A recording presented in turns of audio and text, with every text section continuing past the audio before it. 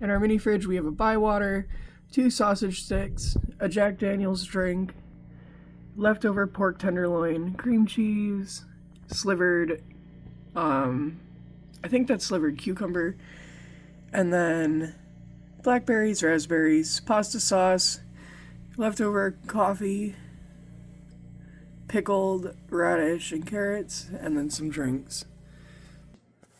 And then in our regular fridge, we have leftover nachos from yesterday.